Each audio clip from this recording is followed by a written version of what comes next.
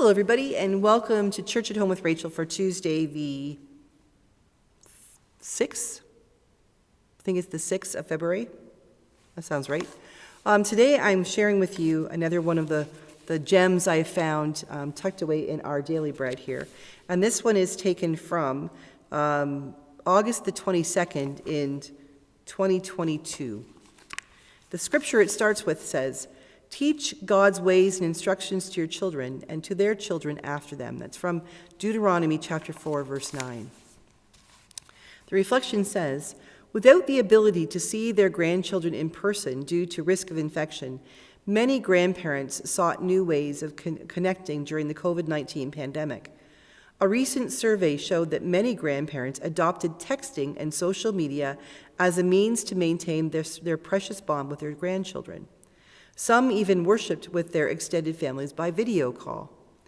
One of the most wonderful ways parents and grandparents can influence their children is by passing down the truths of Scripture. In Deuteronomy 4, Moses charged God's people to not forget the things they'd seen about God or let them fade from their hearts, verse 9. He went on to say that sharing these things with their children and their children's children would enable them to learn to revere him, to live according to his truth in the land he was giving them. The relationships God gives us with our families and friends are certainly meant to be enjoyed. By God's design, they're also intended to be a conduit to convey his wisdom from one generation to another, training them in righteousness and equipping them for every good work. 2 Timothy 3:16-17. When we share God's truth and work in our lives with the next generation, whether by text, call, video, or in-person conversation, we equip them to see and enjoy his work in their own lives. I appreciate that because just this morning, I was chatting away with Rob about remembering stories about my grandfather and my grandmother and realizing the wisdom, the incredible wisdom they shared with us, even though they were both people of few words. I don't know whether Grandma was a person of few words just because she had 7 kids and maybe never got a word in edgewise, and she just didn't have the habit of talking much. And Grandpa was deaf as a post, so he didn't talk a lot. But when they spoke, they may not use a lot of words, but they spoke volumes. Their wisdom carried on to generations after. And I know that, like my cousin who lived with his grandparents and his mom for a little while, I know he's sharing that wisdom with his daughter as well. So it's carrying on to the 4th generation. What also carries on isn't just simply the wisdom that is shared through words, but the wisdom that is shared in action. When we think about, not everybody was gifted to have incredible grandparents like I was, and I understand that. But for those of us who had that privilege, who had that blessing, it's really important that, especially if our grandparents are no longer with us, that we are intentional about carrying on the wisdom that they shared with us. When we talk about old wives' tales, that's what we're doing, because those old wives' tales came from people who noticed things. You know, the little phrases like, red sky at night, sailors delight, red sky in morning, sailors take warning. Some people say farmers. And it was sort of predicting the weather patterns, different things about the moon and the sun, the wind, which way it blew. Those may not be scientifically correct things, but they were pieces of wisdom that grew out of the lived experience of the people who were sharing those pieces of wisdom, that they had experienced something over and over enough that it became a phrase. It became a turn of words that people used to remind them of something, to give them some sense of what do we need to do next, what do we need to be aware of. The wisdom that we have as individuals, if shared with good intent and shared gently and in ways that are life-giving, are exactly that. They are life-giving. The wisdom of our ancestors is passed on to us, and we then have the responsibility of passing it on to others. Sometimes, though, we forget what wisdom it is we're supposed to pass on. In our political world, we seem to have forgotten the importance of wisdom as we consider the importance, we seem to consider even higher, more important, the role of power, the role of influence. There are commercials out there talking about such and such an influencer advertising, laundry detergent and things like this. There's another one out there that says they're an uninfluencer. They're not trying to influence people, they're simply sharing their perspective. The fact is they're playing off, the companies and the things that they're advertising are playing off this whole world of social media.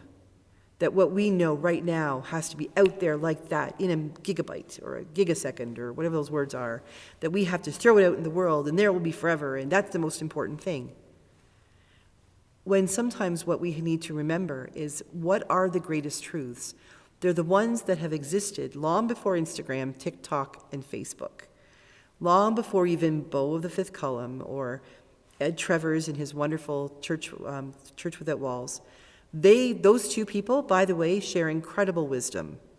They are not fly-by-night. They are considering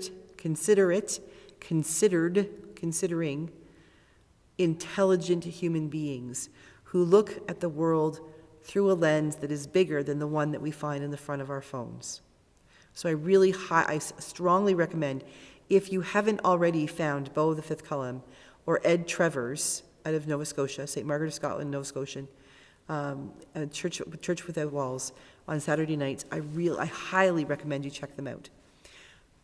But the thing is, the wisdom, those things that we share as wisdom, the things that we know to be truths that are, as they say, was self-evident truths in the States, those are things that we look on that have existed for generation and generation and generation. A lot of the arguing right now in the politics of the South of us has to do with the Constitution, which wasn't written 20 minutes ago, which wasn't, a Facebook or an Instagram post that's had 1 million likes in the last 3 hours.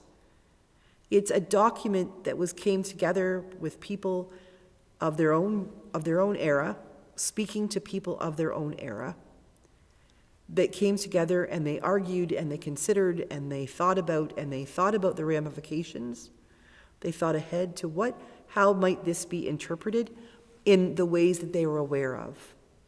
They passed on that wisdom in the words of the Constitution that shared wisdom for them, with the hope, I believe, the understanding that the people who would come after them, whose experiences would build upon their experiences, would then also consider those words just that. They would consider those words and the intent upon which they were built.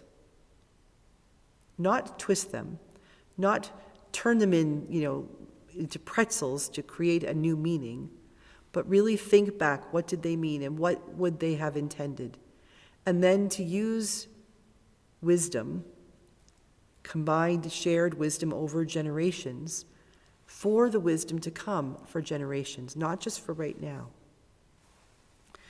The wisdom, I look back on some of the things I shared with my stepsons when they were younger, and I think, oh dear God, what have I done? Thank God they didn't listen to me. Because in my youth, in my younger years, in my inexperience, I said things or did things or encouraged them in ways that probably weren't very wise. They probably seemed smart at the time, but weren't very wise. I look back at the wisdom I gained from my grandparents, the wisdom that we discover in Scripture, and I recognize that this is wisdom that has carried water. It hasn't leaked, it hasn't spilled over. It is wisdom that truly has stood the test of time.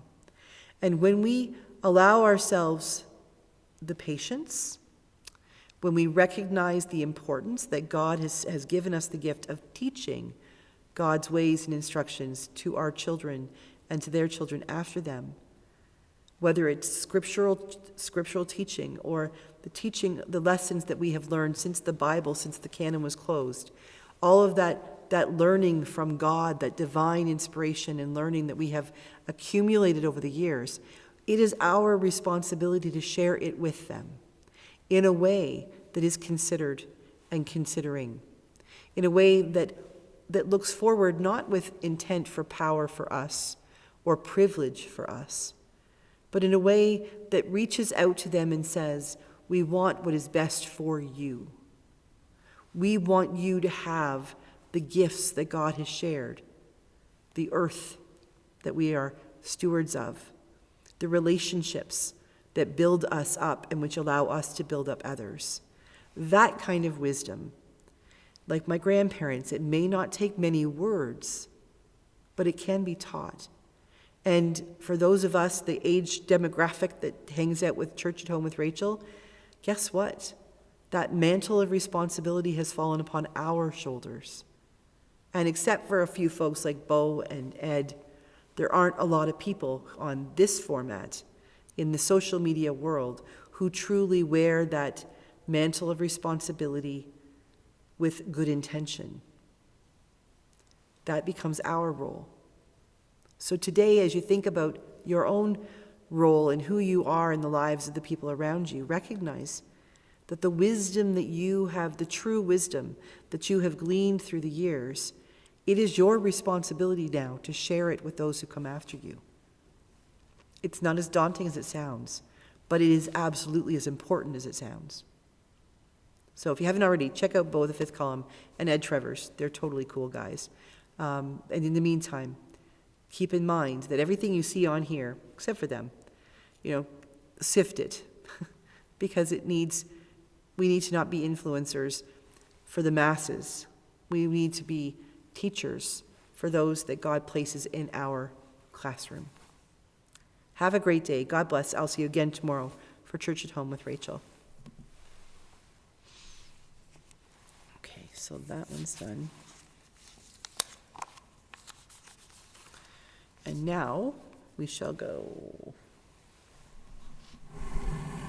this way.